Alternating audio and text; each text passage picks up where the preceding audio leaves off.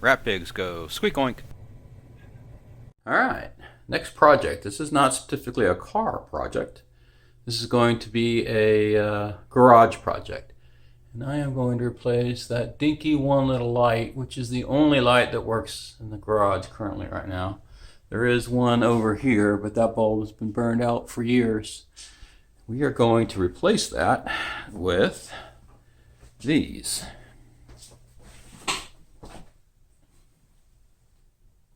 Thunder Tank's upset I'm not working on her. She's tried to trip me. Let's see. With these. They were $35 at the Home Depot, 3,500 I believe, lumen LED lights, and I've got two of them. And these basically they plug in, as you can see here. Plug in, and we're going to stick one up here. And I've got a little adapter. It's going to screw into there so we can plug them in. And I'm going to put one over here on this side of the garage. Put one over here on this side of the garage.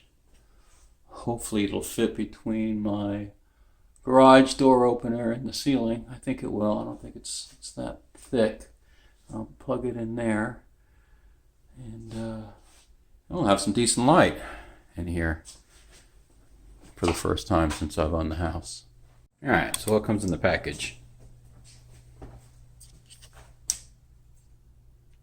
Well, we've got the light. It's got a pull chain on it, but we're just going to set it to on because we're going to plug it into our current light bulb. And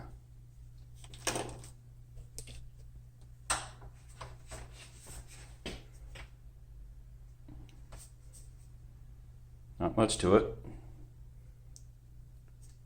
These are your mounting points for your hooks, hang from some chains. Instructions say that it has to hang a minimum of 3 inches from the ceiling.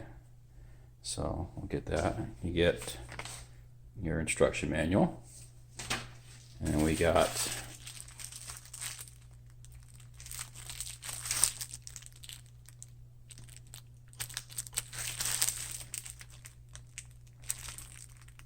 basically fittings and chains and hooks and a plug.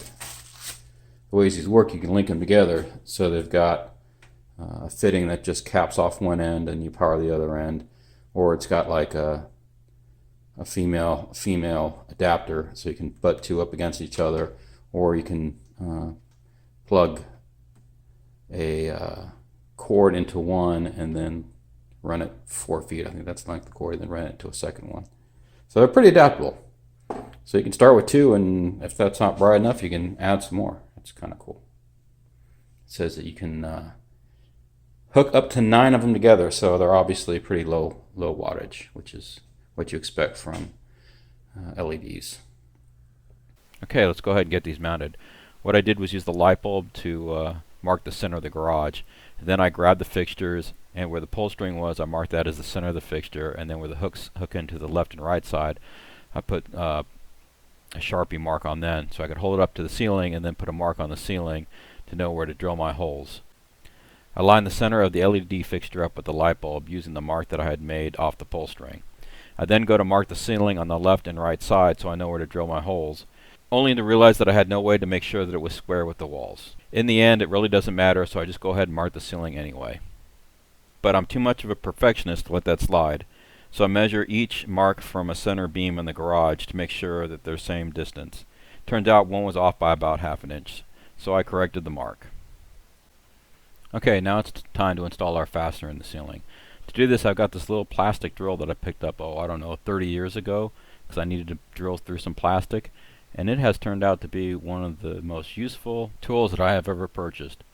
No need to break out the big drill, no need to charge up your battery for your cordless. Just pull this thing out, drop in a bit, drill through some drywall, drill through some plastic, it's good to go. At this point I realized that the kit that came with the lights did not include the hardware needed to mount it into the ceiling. So I found a set of old eyelets that I had and some drywall anchors.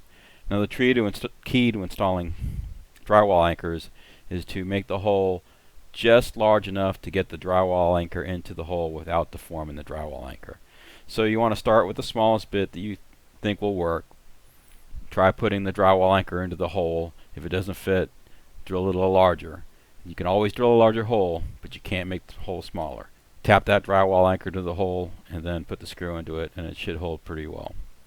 These lights only weigh maybe 3 or 4 pounds, so it's not a whole lot of stress on the drywall. So I measured out 3 inches of train. You can easily use a couple pair of pliers to open it lengths and get the number of links you want. And then I put the hooks on the end and hung them from the eyelets. Now you have to pay attention when you put these into the lights. The lights have a slot with a hole on one side, so the hook needs to be pointed towards the outside of the lights. And the hook slides to the light, and then the edge of the hook comes up through that hole. So one side of the light is labeled for extension, and the other side is labeled for power. In my case, the side closest to you is for power. The other side is for an extension if you're going to add on additional lights. There's a plug to put in that side, so go ahead and put that plug in, and then plug your power cable into the other side. And then I'm going to install the adapter for the light bulb that has basically 2 plugs on either side of it, and then a hole in the bottom for the light bulb, so the light bulb's going to stay. We plug in the light and turn it on, and voila, it all works.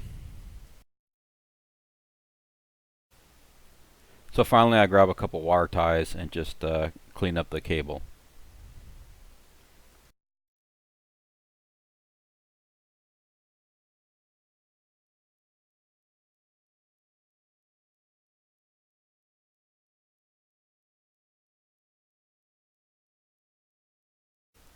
The install of the light on the other side is just a little bit different. Because the garage door opener is there, and the garage door opener track comes through where the light's going to hang, and the light has to hang 6 inches off or 3 inches off the ceiling. I had to drop the light down below the track, which was about 6, maybe 7 inches of chain versus just 3. I also needed to make sure that as the tram came back on the track, it didn't hit the light. So I opened up the garage door, found out where the tram stopped, used a piece of electrical tape, marked that on the ceiling, and that was my guide to know how far back I needed to mount the light.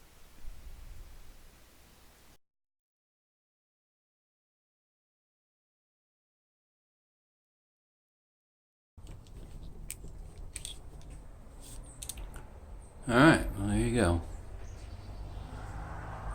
And as you can see, it is significantly brighter in here.